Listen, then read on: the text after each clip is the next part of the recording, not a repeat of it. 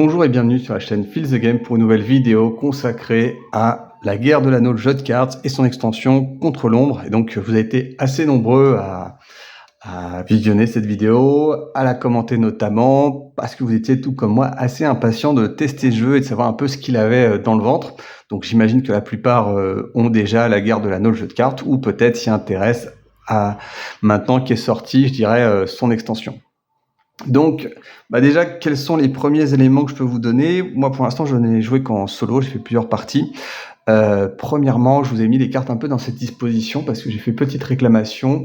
Je ne sais pas si vous le voyez, mais je vais vous le montrer un peu plus près. Il y a eu un petit problème sur les nouvelles cartes qui nous ont été apportées. Vous voyez, il y a la couleur qui est pas vraiment la même. Donc, il y a un petit problème de colorimétrie. Alors, j'espère que c'est peut-être seulement dans mon comment dirais dans ma boîte, mais je pense qu'en priori, ce genre d'erreur, vous voyez, là on le voit bien quand même, hein, pourtant il n'y a pas une lumière forte, donc vous voyez rapidement dans une lumière un peu sombre quand même qu'il y a un petit truc. Donc voilà, première déception, c'est de s'apercevoir que ils ont un peu foiré le truc. Donc c'est un peu dommage, en sachant qu'en plus le jeu il est sorti il y a plusieurs mois, et puis ça inquiète en sachant qu'il y aura peut-être une deuxième extension de feu et d'épée, de Fire and Swords, et voilà, est-ce qu'il y aura les mêmes problèmes? Donc bon, après c'est juste 6 cartes à remplacer, c'est pas des cartes fondamentalement, parce que de toute façon en général on les tire au sort ou on les choisit, donc c'est pas si dérangeant que ça, mais bon, ça embête un petit peu. On est toujours un peu maniaque, nous les joueurs de jeux de plateau, surtout arrivés à un certain âge, donc c'est un petit peu dommage ce petit loupé dont on se serait bien passé. Voilà, donc ça c'était peut-être un autre élément. Un élément un peu rigolo que j'ai eu, en fait, je suis gaucher, je sais pas si vous l'avez remarqué, donc le jeu, étant donné il y a une mécanique qui va de la droite vers la gauche, j'avais tendance à le faire plutôt de la gauche vers la droite. Donc c'est une petite erreur de jeu que j'ai fait. Donc c'est anecdotique, mais les gauchers comprendront. Finalement, je suis obligé de mettre les petits paquets là, parce qu'au fur et à mesure qu'on va les délivrer, les découvrir, il faudra les mettre dans ce sens-là. Vous voyez, donc pour moi, c'est pas très naturel, moi qui suis gaucher. Donc voilà, petite incise pour la minorité dont je fais partie, et des fois c'est anecdotique, mais c'est comme ça. Et en plus, l'erreur avait été faite aussi, je pense, par un joueur québécois qui avait fait une vidéo sur le jeu. Donc voilà, petite note. Sinon, moi, je vais peut-être pas vous présenter vraiment faire une partie, mais je vais vous présenter plutôt éventuellement quelques tours de jeu. Comme ça, vous allez pouvoir vous faire un petit peu votre idée sur comment ça se passe. Alors, je vais vous présenter le mode en solo, quoique en coop, ça change pas grand-chose. Donc, si vous êtes en solo, chacun aura son petit paquet.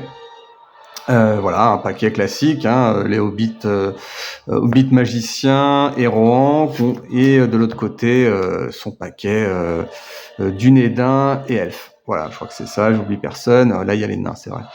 Et donc, vous revenez vraiment à quelque chose de très standard dans le jeu. Donc là, il faudrait que je vous le remette dans le bon sens. Bon, voilà, on va peut-être pas faire tous les tours de toute façon. Donc voilà, comment ça se passe au niveau du setup? Vous avez vraiment un paquet de cartes de l'ombre à faire. Ça, c'est le paquet de l'ombre. Là, vous avez les monstres, je crois, ou le paquet de Saruman, comme vous voulez. Voilà, vous mélangez. Et le début de partie, ça va être comment? C'est comme un début de partie classique. C'est-à-dire que, alors pour les ennemis, vous allez piocher 7 cartes face cachée. Et puis, vous allez en rejeter 2 sans les regarder. Vous voyez, donc en fait, vous en piochez 5 et vous en remettez 2 de côté. Mais c'est écrit comme ça dans les règles. Donc voilà, alors moi, je fais un petit truc comme ça. Voilà, je vais peut-être les centrer un peu plus. Donc finalement, vous avez 3 paquets. Voilà, vous avez 3 paquets. 1, 2, 3, 4, 5, 6, 7. Voilà, moi, je les mets comme ça pour les distinguer. Hop, hop, hop. Voilà, vous avez le setup du méchant, quoi, si j'ose dire, et finalement, vous êtes prêt à commencer. Alors, vous êtes prêt à commencer? Non, j'oublie une chose un peu importante, c'est vous piochez vos 7 cartes aussi, et vous en mettez 2 de côté. Alors là, oui, comme j'ai peut-être pas forcément bien mélangé avant la partie. Donc, j'en mets 2 de côté. Bon, Eowyn, on s'en passe. Quoi d'autre? Lui aussi, le rond, on s'en passe. Alors lui, il faut qu'il la récupère. Vous pouvez prendre dans puis la pile de défaut. Donc hop, autant que ça serve. Donc j'ai pris mes 5 cartes de l'autre côté. 1, 2, 3, 4, 5, 6, 7. Pareil pour les dunes d'un. Qu'est-ce qu'il y a de sympa? Ouais, ça c'était... Non, j'ai du mal à jouer, je comprends pas très bien. Frodon et Sam, ça je l'ai pas. Est-ce qu'il est dans le coin, Frodon? Non, pas vraiment. Elrond, il est pas dans le coin. Les Hobbits, qui a peut-être plus de chances que ça reste. Frodon et Sam. Bon, allez, hop, les deux. Voilà. Donc, chacun a son petit paquet, sa petite défausse, et on peut commencer le jeu. Alors là, c'est le côté Frodon. Donc, hop, Frodon, qu'est-ce qui se passe? Eh bien, on va commencer par tirer une petite route au hasard. Donc, évidemment, vous en avez toujours 3. Hop, hop, hop. 1, 2, 3. Alors, 1, 2, 3, 4, 5, 6. Ça change pas grand-chose. Alors, le château de Bouc-Blanc, le joueur du Mordor et le joueur Hobbit piochent une carte chacun. Ouais, c'est marrant ça. Le Mordor, donc c'est ici. Du Mordor, ouais, c'est là. Joueur du Mordor, ici. Hop, et le joueur Hobbit, il est là, il pioche une carte supplémentaire. C'est Gripoil, ça va bien avec Gandalf. Alors, le problème, c'est que c'est Gandalf le blanc, c'est vrai, j'aurais pu le défausser. Tiens, hop, on revient en arrière. Personne n'a rien vu. Ensuite, le champ de bataille, bah là, c'est un petit peu plus embêtant. Là, il y en a que 7. Donc, je fais un dé. Donc, je vais le prendre au hasard. Hop, hop. Là, je fais directement. D'habitude, je prends un dé, hein, mais on va s'épargner ça. Hop. Voilà, Minas Tirith, ça commence très fort. Minas Tirith, le joueur du Nédin peut abandonner une carte pour en piocher 3. Donc, abandonner. Bah, pourquoi pas le chemin des morts, de toute façon, qui correspond un petit peu à un abandon. Donc, hop, et il en pioche 3. 1. Ah bah, c'est bien. 2, 3. Bon, il y a du people. Voilà, donc ça, l'installation est faite. Vous voyez, c'est très classique. La question qui va se poser peut-être plus, c'est en fait sur comment ça s'appelle ça va être plus, on va dire, sur comment on joue le méchant. Voilà, les méchants. Donc, hop, tout ça, ça passe Mordor. Donc, vous piochez une carte et en gros, voilà, pour vous donner un peu les indications, faut utiliser ce diagramme. Alors, le diagramme, au début, je reviendrai dans ce que j'ai aimé et pas aimé, il est un peu difficile à comprendre, vous voyez, enfin... Oui. Mais va falloir le lire plusieurs fois, le comprendre et faire une partie, clairement, une partie test. Hein. Voilà. Maintenant, au bout de quelques parties, on s'y fait, on comprend bien, surtout qu'il y a des petites subtilités, des mots-clés, etc. Mais voilà, en gros, lui, qu'est-ce qu'il peut faire? Bon, est-ce qu'il peut utilement résoudre une action, utiliser une action? Bah non, il n'a aucune carte dans sa réserve, donc de toute façon, il n'y a pas tellement de choix. Donc, hop là. Voilà. Et ensuite, est-ce qu'il va passer? Bah oui ou non. Donc, est-ce qu'un joueur a un autre bot? Non. Est-ce que le bot passe? Non. Est-ce que le bot peut déplacer une carte sur une route ou sur une chaîne? Non, il va rien déplacer, donc il est obligé de jouer. Donc il va jouer. Donc on va découvrir la carte. La carte, c'est quoi? Ce sont le Mordor. Donc c'est un objet sur son porteur? Non. Sur une route? Bah non, forcément. Sur un champ de bataille? Oui. Oui, mais dans ce cas-là, est-ce que c'est intéressant pour lui de jouer ce troll? Alors ce troll, il a que 1 de force, et par contre, il y a déjà 3 boucliers, donc non, il va le mettre en réserve directement. Vous me direz, ouais, mais en réserve, il ne pourra pas se battre, sauf que non. La règle précise, c'est qu'il pourra toujours se déplacer quand même. Donc, s'il accumule suffisamment de force du Mordor et des Sudérons, eh bien, il pourra à un moment se déplacer un par tour pour savoir quoi faire. Voilà, donc maintenant... Mordor à jouer. Ça va être à nous. Donc Aragorn, je vais peut-être le garder un peu en réserve le temps que. Les cartes du Rohan, est-ce qu'il y a des joueurs Rohan? Pas trop, il n'y a pas grand-chose, donc tant pis. Faramir, il va vraiment pas servir. Aragorn, il peut servir. Elrond, Galadriel, ça peut servir. Ah, quand elle est jouée, piocher une carte. Ah oui, ça, la grande porte, ça, c'est ultime, ça. Bon, bah ça, faut la garder en réserve dans ce jeu-là, parce que le bot, lui, il va juste regarder, non pas ce qui est en jeu, mais uniquement s'il peut dépasser ou pas. Pour intervenir, donc comme je vous l'expliquais, il faut que ses épées soient supérieures à la défense. Et c'est pareil pour la route, en fait. Donc, il va regarder s'il peut... Alors, moi, je vais regarder 2, 4, 6, 7 cartes, donc il faut que je joue. Des hobbits, il n'y en a pas trop. Donc, je vais jouer Galadriel. Voilà, Galadriel. Et je vais défausser la lame du Wistrenes. Je pioche une carte. Pouf, allez, décidément. Une carte plutôt bonne avec les dîners d'un. Donc après, si je joue Aragorn, va falloir que je me débarrasse de Grand Pas. C'est un peu dommage. Donc, les Dunédas ont joué. Voilà, je vais essayer de mettre mon paquet pas trop comme ça. Bon, j'essaie de remplir le champ hein, comme ça. Voilà, voilà. Premier étage, deuxième étage. Hop. Hop, hop, hop. Voilà. Je vais essayer de caler. J'ai un petit point de fixation. Mais voilà.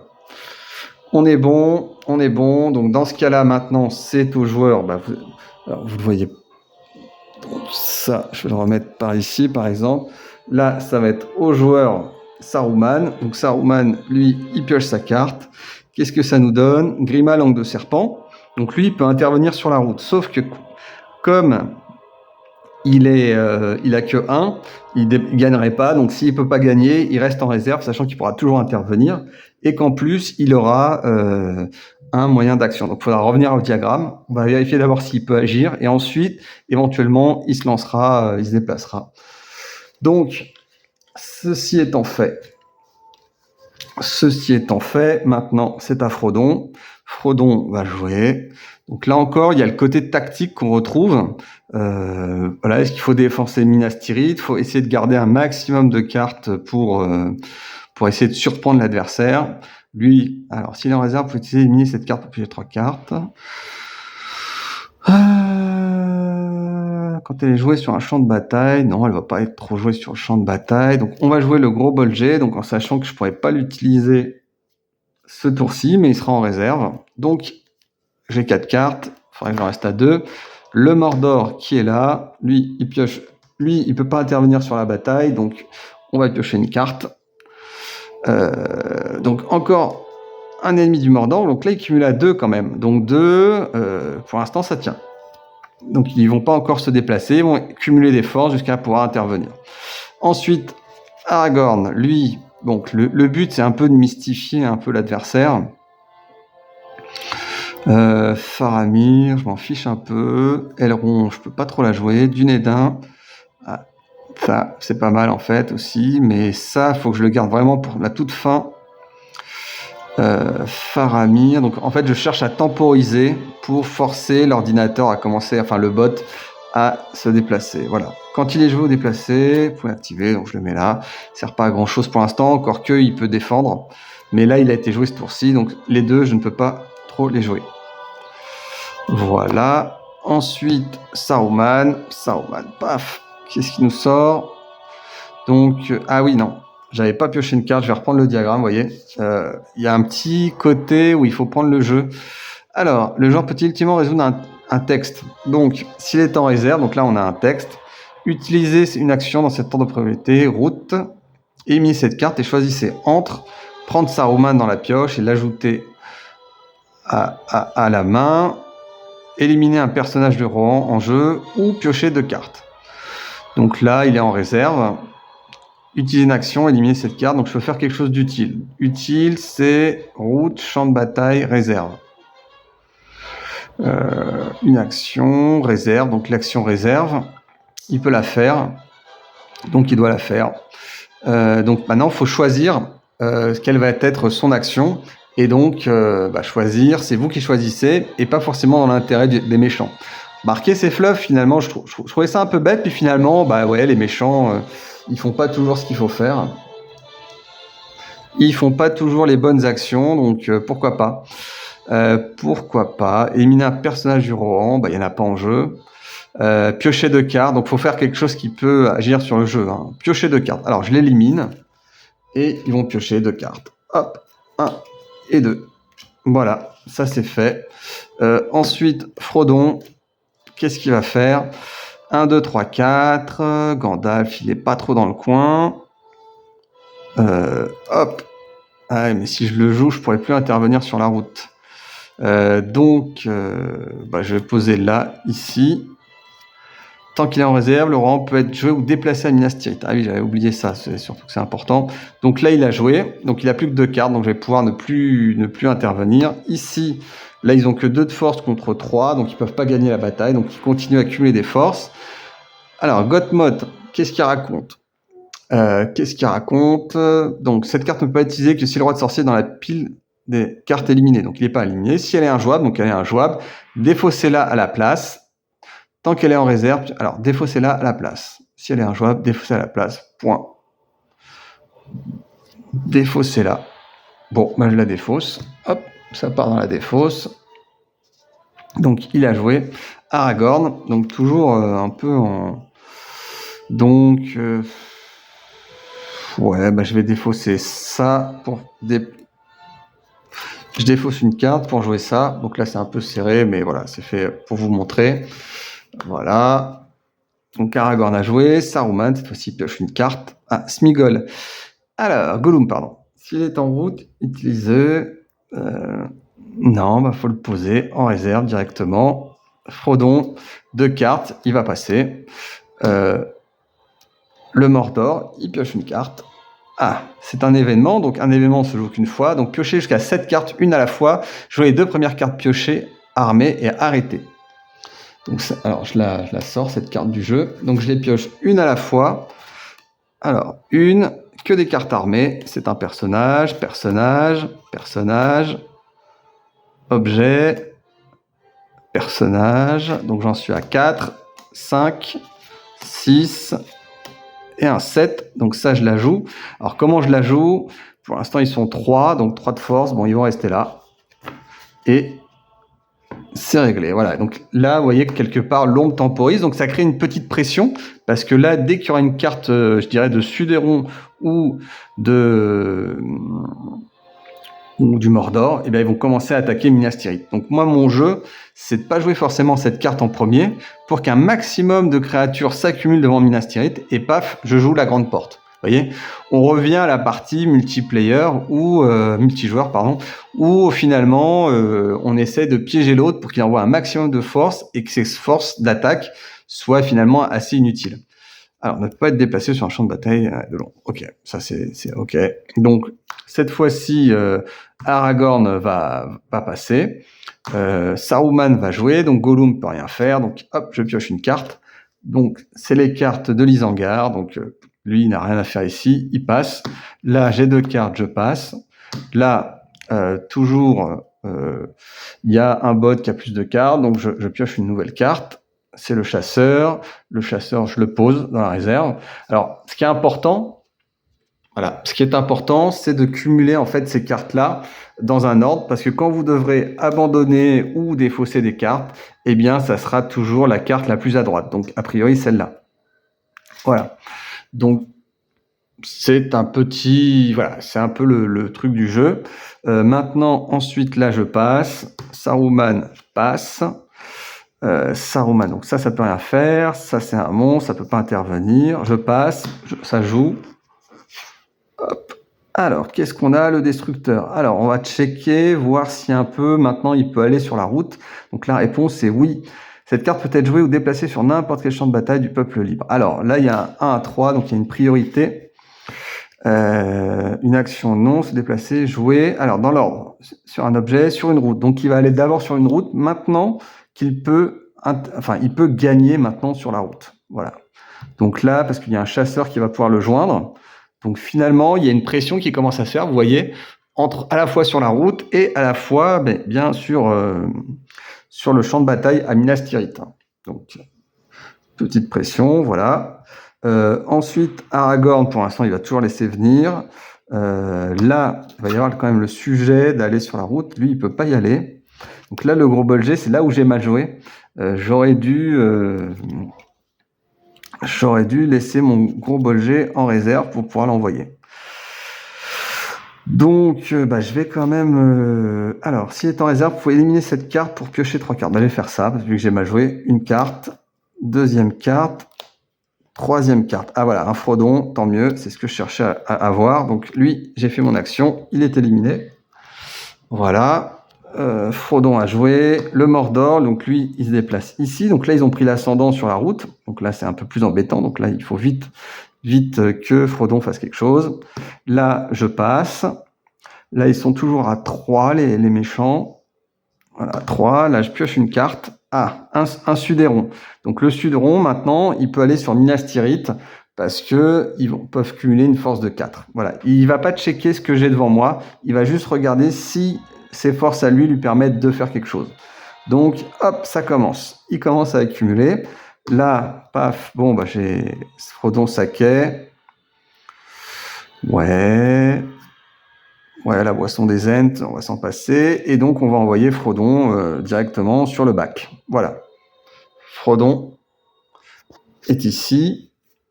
Et ensuite, à nouveau le Mordor, bah, lui, il n'a plus de cartes. Par contre, il peut commencer à envoyer ses troupes. Et donc, il doit le faire dans un ordre spécifique. Déplacer sur une route, sur un champ de bataille, la plus à droite. Donc, déplacer la carte la plus à droite. Donc, ici, il va la déplacer. Donc là, c'est tous les ennemis. Donc là, ils sont toujours à 2. Là, je passe. Là, Saruman va... Est-ce qu'il y a des renforts envoyés? Non. Lui, il a fait son rôle. Hop, Décidérons. Donc, il va les envoyer directement. Hop. Donc là, ils ont 3 de force. Donc là, ça commence à être un peu plus sérieux. Là, c'est Frodon. Bah, il a 3 cartes, donc faut qu'il joue. Eh bien, je vais défausser une carte, tout simplement, pour repasser à 2. Je crois que j'ai rien de brillant à jouer. Ah, je peux jouer Gimli, tiens, ouais. Si je vais jouer Gimli quand même, et comme ça, il va récupérer sa hache, et il pourra toujours faire quelque chose à un moment. Voilà, Gimli, sa hache. Ok, c'est pas mal. Donc, ensuite, le Mordor, lui, qu'est-ce qu'il fait? Bah, lui, il va continuer à envoyer des troupes, et là, ils prennent l'ascendant, 4.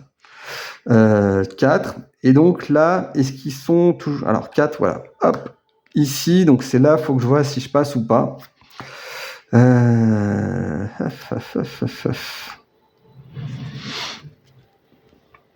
Alors.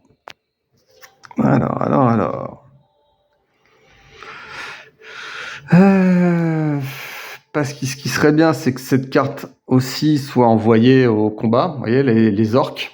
Il y a une carte orque ici qui serait envoyée au combat, donc ça serait intéressant. Est-ce que j'ai des choses à faire? Il faut bien checker tout ça. Je peux envoyer ma grande porte. Le problème, c'est que ma grande porte, si je l'utilise, après, ça va être utilisé.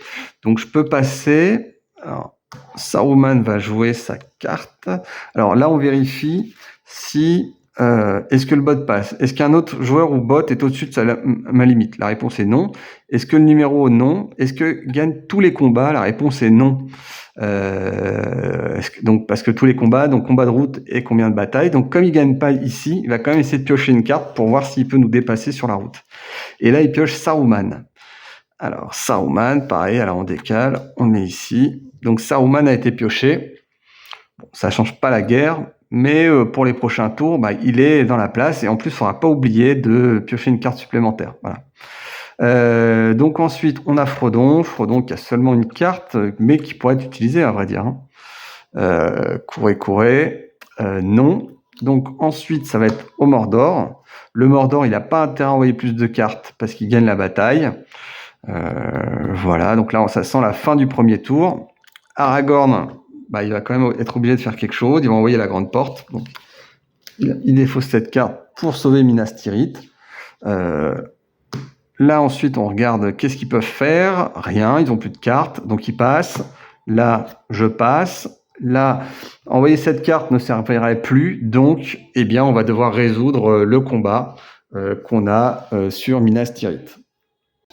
Donc, la résolution de Minas Tirith, comment fait-on? Eh bien, donc on regarde qu'il y a, comme d'habitude, comme dans le jeu classique, il y a 4 points de force. Là, il y en a 3 plus 3, 6. Donc évidemment, tous ceux-là sont balayés, donc sont éliminés, sauf que, vous voyez, certains ont...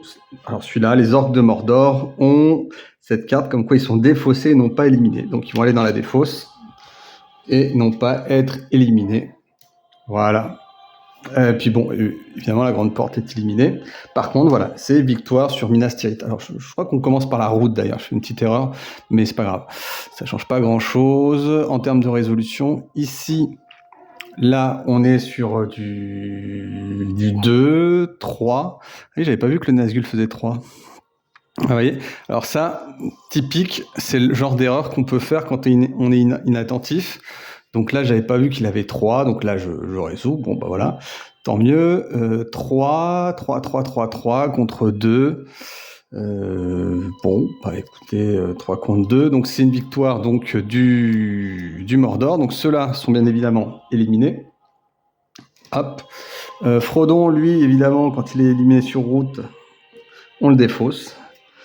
Voilà, par contre, effectivement, le bac, il est perdu et on va mettre un pion de corruption là-dessus pour se rappeler que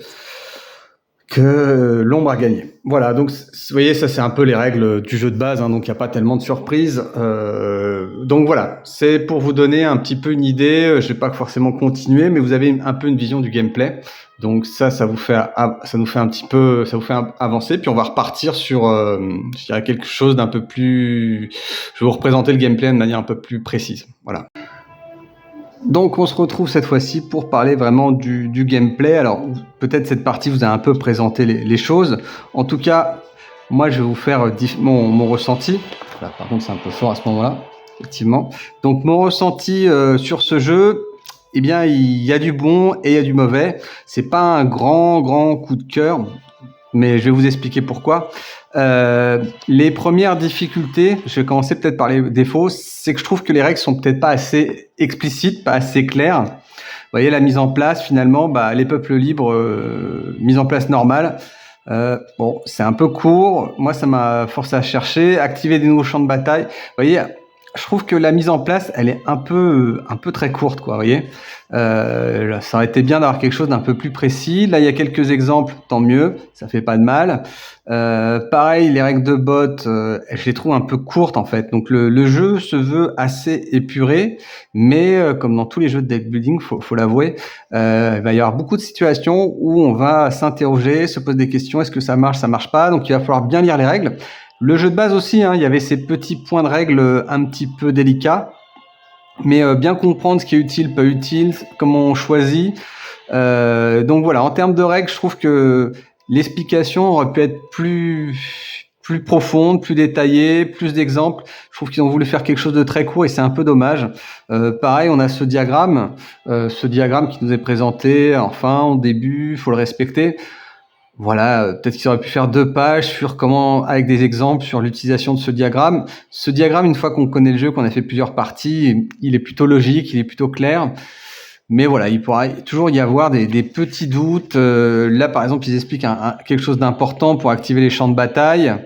Donc, on peut l'activer que si on a des conditions qui permettent d'avoir au moins une victoire ou plus ou moins une possibilité de gagner. Sauf que parfois, on se pose des questions parce que c'est pas toujours très clair. Voilà, c'est typique des jeux, je dirais, de deck building. Va falloir quelques parties.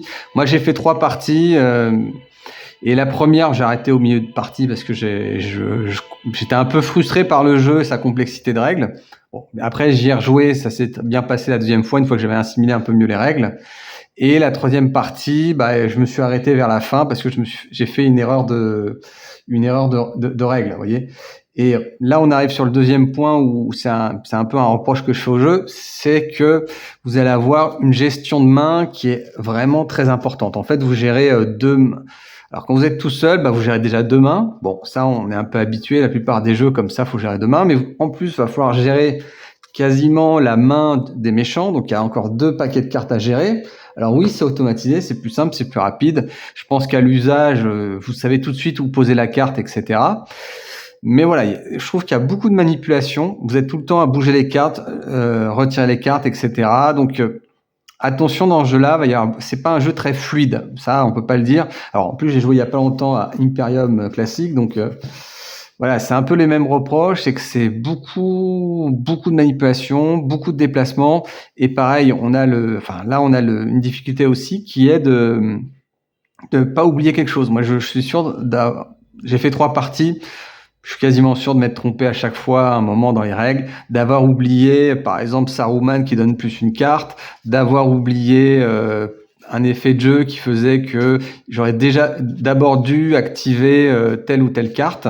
Donc voilà, je pense que le jeu va nécessiter pas mal d'apprentissage, pas mal de moments pour l'assimiler, pas mal de parties. Voilà, et je dis ça parce que je l'ai fait uniquement en solo. Donc à deux, ça peut être pénible si vous démarrez ensemble parce que vous allez vous poser peut-être les questions ensemble et avoir des interrogations. On doit faire ça et ça. Par contre, à deux, l'avantage c'est que vous pourrez peut-être vous partager qui gère quoi. Par exemple, quelqu'un va gérer l'Isengard et l'autre va gérer le Mordor parce qu'il y a quand même une grosse charge à avoir quand on est en joueur solo. Donc ça, c'est quand même les défauts que je trouve. Donc beaucoup de manipulation en synthèse et aussi beaucoup, je dirais, d'effets de jeu qui vont un peu vous perdre parce qu'en même temps vous jouez vos cartes et en même temps il y a quand même un bot qui nécessite quand même une certaine attention pour bien le gérer. Et enfin, troisième point, c'était que les règles sont pas toujours très claires. Voilà pour les défauts que j'ai trouvés à ce jeu-là. Quels sont les points positifs? Voilà. Alors les points positifs quand même, et il y en a. Déjà c'est le thème de la guerre de l'anneau, donc c'est un thème fabuleux, hein, c'est l'un des meilleurs thèmes qui existent dans l'univers du jeu. Donc forcément c'est un plaisir. On retrouve toujours ces belles illustrations, alors même si c'est la récurrence des illustrations précédentes, mais voilà, les cartes sont belles. Les pions, voilà, c'est joli d'avoir ces petites là. On est beaucoup sur du John O et c'est très bien. Voilà, on a des illustrations de Minas Tirith qui sont magnifiques, quoi. Donc voilà, on a toujours le plaisir du beau matériel. On a le plaisir du monde, effectivement. Après, c'est un jeu solo qui effectivement fonctionne. Il fonctionne parce que les règles vous permettent de vivre une aventure. Vous vivez une aventure, vous allez faire des choix, vous allez choisir des héros. Il y a quand même beaucoup de stratégies. Alors sur BGG, je crois qu'il est quand même noté 3,5 en poids de jeu. Donc c'est une note relativement élevée pour un jeu de cartes. Effectivement, on est sur un jeu qui est quand même malgré tout plutôt lourd. Et qui va nécessiter une courbe d'apprentissage, ne serait-ce que pour la maintenance. Mais voilà, c'est aussi ça qu'on cherche. Si vous êtes un joueur expert un peu comme moi, vous aimez des jeux où vous avez la possibilité de faire des choix, d'avoir de la stratégie, et le jeu La Guerre de l'Anneau vous permet d'avoir de la stratégie. Alors, si vous jouiez avant à moi principalement à 4 à ce jeu-là, on va quand même aussi retrouver des sensations d'hésitation, de est-ce que je balance Gandalf ou pas, est-ce que je le joue directement, est-ce que je le mets en réserve. Voilà, il y a quand même des petits choix stratégiques avec de l'incertitude parce que finalement, vous avez vu le bot, il pioche des cartes, il pioche des cartes, donc vous savez pas un peu ce qui va arriver. Est-ce qu'il va piocher un renfort? Est-ce qu'il va aller sur la route? Est-ce que voilà, c'est pas mal de questions qui vous forcent un petit peu à spéculer. Alors vous me direz c'est un peu de la chance. Oui, mais quand on connaît le jeu, on peut gérer cette chance. Quand on connaît ses cartes, quand on connaît les cartes de l'adversaire, donc il y a une belle courbe d'apprentissage. Et donc, on est quand même sur un jeu qui est pas mal. Sur le thème de la difficulté, c'est vraiment cheap, là aussi, la façon dont ils l'ont fait, mais ça marche. En gros, vous avez vu, j'ai pioché 3 cartes pour le bot, donc 3 cartes. Et voilà, si vous voulez jouer en difficile, il faudra piocher 4 cartes. Bon, c'est pas mal, mais en fait, ça fonctionne plutôt pas mal.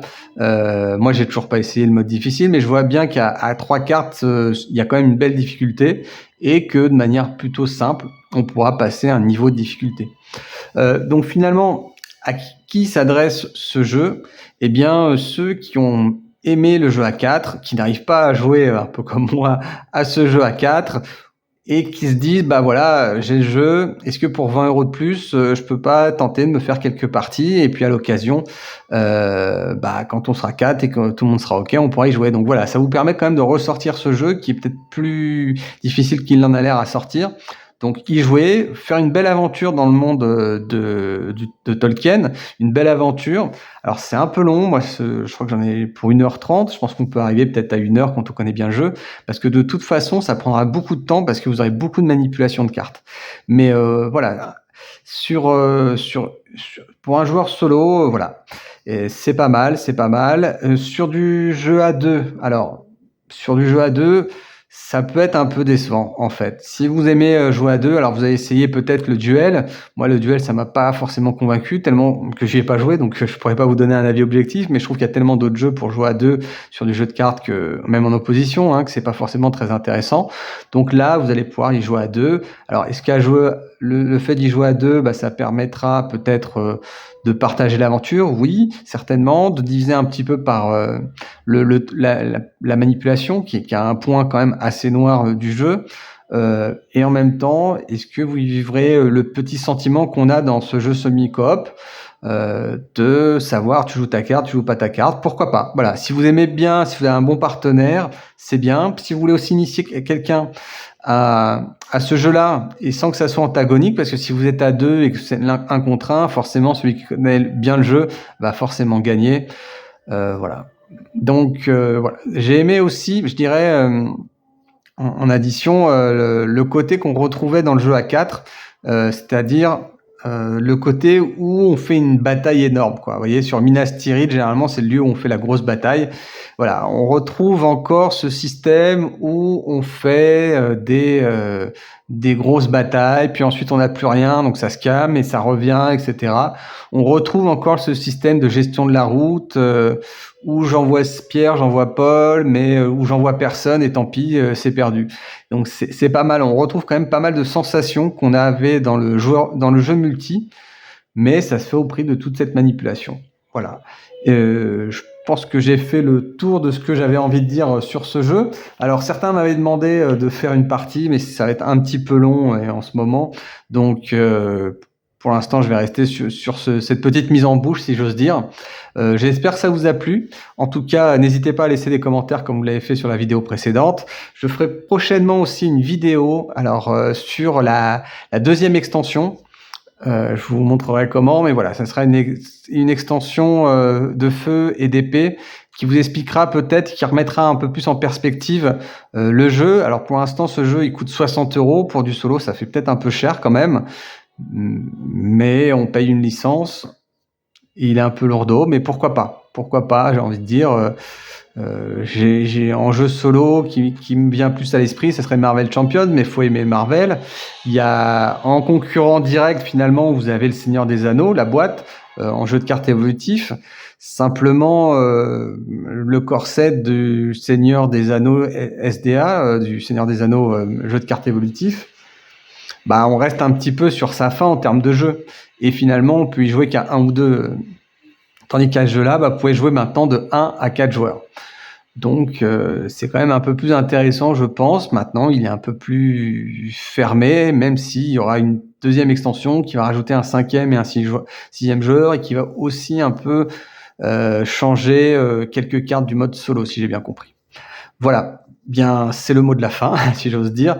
Et je vous souhaite un bon visionnage, une bonne journée. Je vous dis à bientôt pour une prochaine vidéo. Au revoir.